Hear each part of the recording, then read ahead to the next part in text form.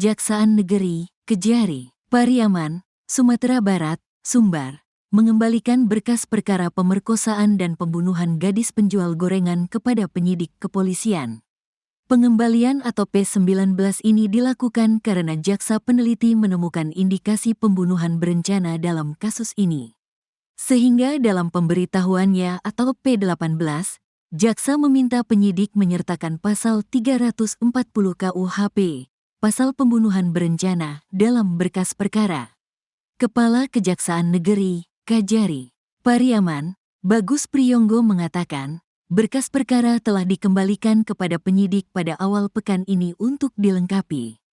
Dalam berkas yang kami kembalikan, tim jaksa peneliti memberi petunjuk untuk menyertakan pasal 340 KUHP dalam kasus ini, ujarnya, Rabu, tanggal 16 Oktober tahun 2024.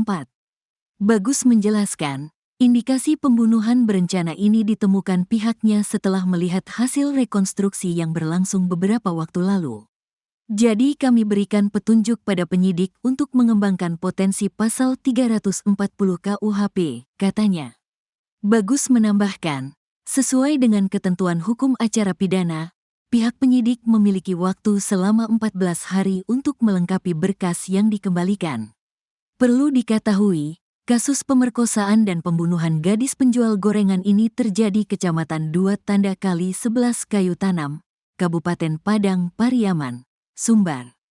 Korbannya merupakan seorang pelajar SMP bernama Nia Kurniasari atau NKS, 18, warga Korong Pasasurau, Nagari Guguak, Kecamatan 2 Tanda Kali 11 Kayu Tanam.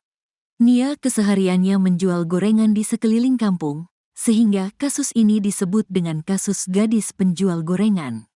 Sementara pelaku bernama Indra Septiarman atau Is alias Indregen, 28, pemuda yang tinggal di Korong Pasasurau, Nagari Juha Guguak, bersebelahan dengan kampung korban.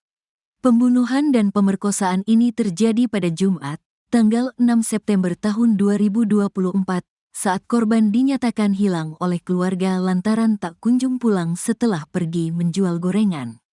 Pelaku membuntuti korban setelah membeli gorengannya di sore hari saat hujan lebat mengguyur.